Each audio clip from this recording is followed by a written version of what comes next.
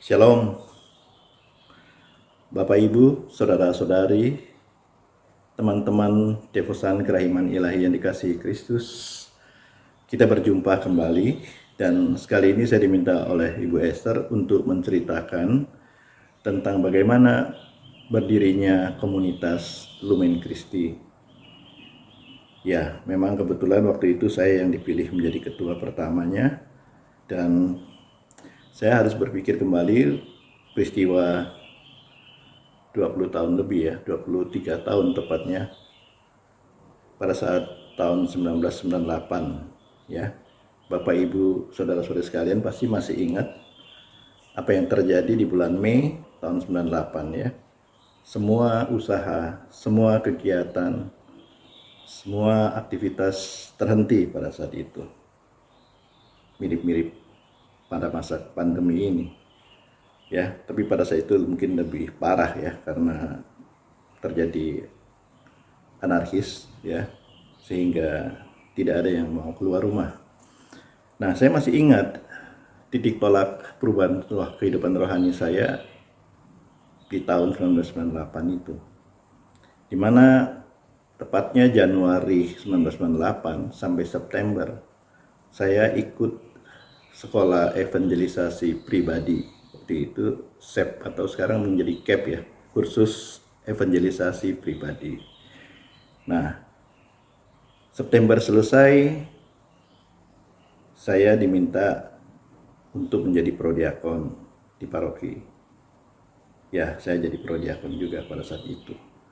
Nah, Oktober tahun 1998 ada semacam rencana para alumni daripada SEP ini untuk mengadakan reuni, dan kami angkatan kelima pada saat itu diminta menjadi panitia ya, gabung juga dengan beberapa anggota dari angkatan yang lain. Dari angkatan 0 sampai angkatan 5 kita mengadakan reuni pada saat itu. Tepatnya tanggal 26 Oktober 1998. Nah, kami merayakannya di suatu tempat di Greenfield ya, waktu itu toko buku atau apa gimana ya. Nah, itu teman-teman dari beberapa teman dari PDKK karismatik, mereka pada saat itu naik ke panggung dan mereka mengumumkan bahwa malam itu mereka akan meresmikan suatu wadah untuk para alumni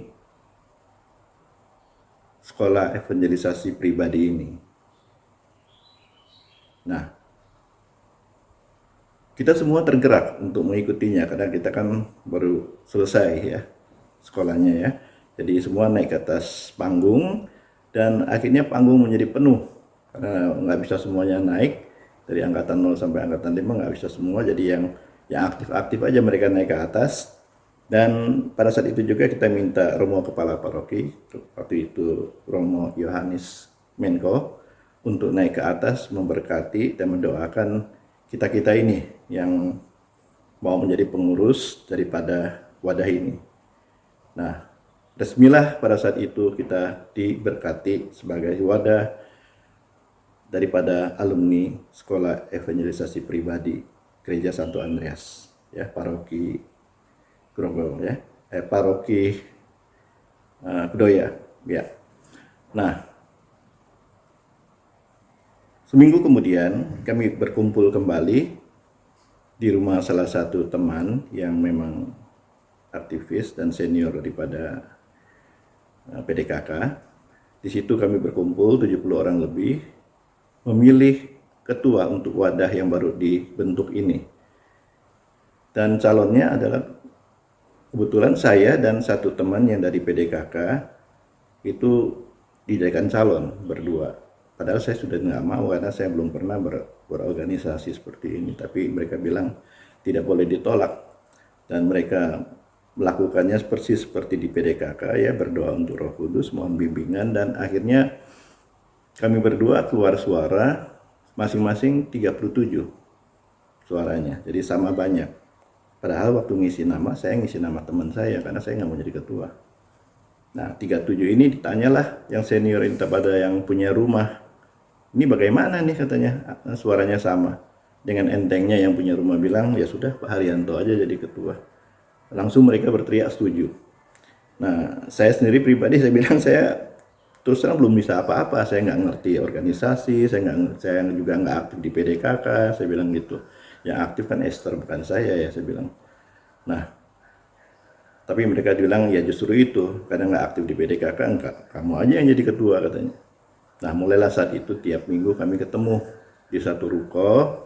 Di situ kebetulan Pak Robi ya, Pak Robi Wawar memberikan pengajaran untuk Injil Lukas selama 1 tahun di situ. Ya, kita akrab dengan Pak Robi di situ selama 1 tahun. Dan selama 1 tahun itu juga beberapa kali Romo Subagio memberikan renungan ya untuk kami ya dan untuk komunitas ini. Nah, itulah mulai ceritanya terbentuknya komunitas ini. Cuman pada waktu itu masih memakai nama Laskar Kristus.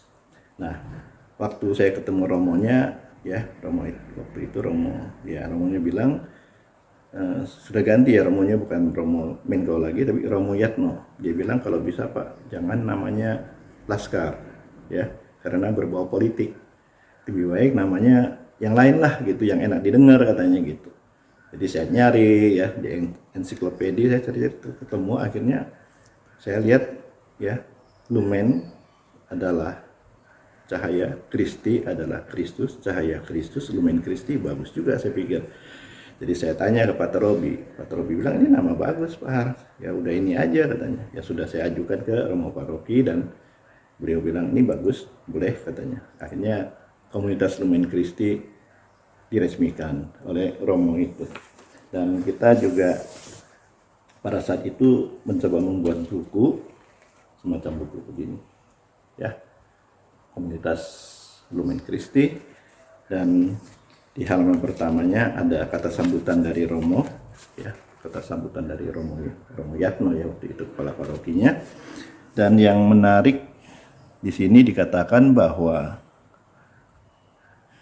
dia merasa bahwa Lumen Kristi ya memang merupakan wadah tamatan evangelisasi pribadi, sehingga mereka dalam satu formasi atau wadah ya dibangun dengan persaudaraan satu dengan lain, menggali lebih dalam tentang kitab suci dan ajaran gereja ya. Di sini dikatakan seolah-olah kita ini ya harus bertumbuh, belajar dan melayani ya dalam kasih ya bersama-sama ya, dengan membangun persaudaraan satu sama lain dan diperkaya dengan pemahaman. Diharapkan mereka sungguh tumbuh menjadi umat yang dewasa, memiliki kepedulian pada paroki, lingkungan, dan juga masyarakat pada umumnya. Mereka mau dengan pikiran dan perasaan Kristus, mau bersatu saling mengasihi. Mereka mau bersatu dalam persaudaraan, dalam semangat kerendahan hati, mewujudkan taat pada gereja, melayani dengan kasih Kristus. Mereka sungguh menjadi komunitas basis yang dilandasi dengan kasih Allah. Dan komunitas basis yang dilandasi dengan kasih Allah harus ditampakkan dalam pelayanan. Nah, itu kira-kira yang dikatakan oleh Romo Yatno ya Yuwono MSC ya, waktu itu selaku pastor kepala paroki Santo Andreas. Ini ditulis kata sambutannya 12 Mei tahun 2000 ya. Nah, dengan berjalannya waktu, terus ada penggantian pengurus. Jadi pengurus yang baru ini tidak berkenan ya bahwa ada Lumen Kristi di dalam kelompok kategorial daripada paroki, sehingga nama itu dihapus, tidak ada, sehingga kami menjadi tidak ada pegangannya, tidak tahu harus kemana ya. Jadi kami bertanya pada Romo Paroki bilang sementara waktu ini paroki tidak menerima komunitas baru ya. Nah, kami akhirnya datang kepada Romo Mardi waktu itu selaku VCAP dari KAJ. Romo Mardi menganjurkan, ya baiknya sih komunitas ini harus punya ciri khas, ya, ciri khas. Nanti kalau ada punya ciri khas boleh daftar di pemikat KAJ, ya.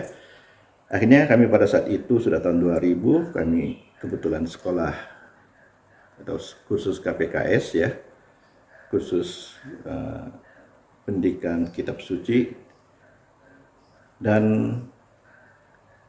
Pak Stephen Leff memperkenalkan devosi kerahiman ilahi kepada kami. Nah, disitulah kami mencoba menjelaskan kepada teman-teman bahwa devosi ini sangat bagus dan kita harus berdevosi kepada kerahiman ilahi.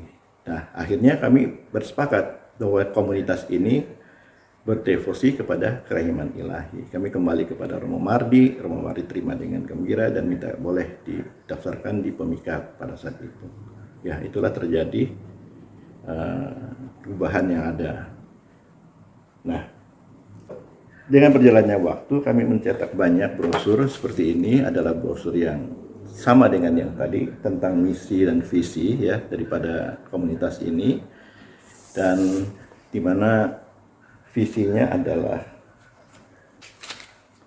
kita akan menjadi komunitas yang kapan saja, di mana saja, dengan siapa saja selalu menjalinkan persaudaraan Kristiani sejati, ya. Sedangkan misinya adalah tumbuh, belajar, dan pelayanan bersama-sama, ya, dalam kasih Allah. Nah, ini dibikin brosur seperti ini, terus juga brosur seperti ini, ya.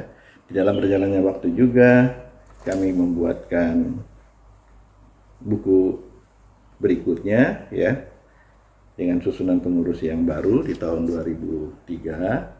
Juga ada kami bikinkan doa novena kepada kerahiman ilahi, karena sering kami bernovena kepada kerahiman ilahi pada saat mau pesta kerahiman. Dan juga kamu sering berziarah ke daerah dan perlu ada kitab buku paduan jalan salib, ya, seperti ini kami bikin untuk Domain Kristi. Dan kami mempunyai juga lagu atau puji-pujian seperti ini kami bikin untuk setiap bulan kami pakai untuk misa bulanan. Dan juga kalau kami ziarah kami membawa buku paduan suara pujian ini. Terakhir kami membuat buku kenangan pada saat kita berulang tahun ke-20 tahun 2018, ya, baru 2-3 tahun yang lalu, ya. Ini yang terakhir buku yang kami bikin, dan kepala parokinya adalah Romo Celsius, ya, Romo Celsius MSC. Nah, di sini visi misinya berubah karena pada saat itu anggota-anggota yang datang itu bukan hanya yang alumni, tetapi juga anggota-anggota keluarga yang tidak sekolah evangelisasi atau kursus evangelisasi pribadi. Mereka ingin ikut, dan kami berpikir bahwa karena ini devosi kepada kerahiman ilahi, jadi terbuka bagi siapa saja yang mau datang. Akhirnya bebas, mereka bawa anggota keluarga dan bergabung bersama kami. Jadi visinya menjadi terbentuknya keluarga-keluarga yang memiliki iman dan ajaran gereja Katolik yang kuat, sehingga mereka bisa melayani sesama dan menjadi teladan bagi umat lainnya. Sedangkan misinya mewartakan kasih Kristus melalui pelayanan dan doa, khususnya menyebar luaskan devosi kepada kerahiman ilahi yang menjadi ciri khas daripada komunitas ini, ya, itu.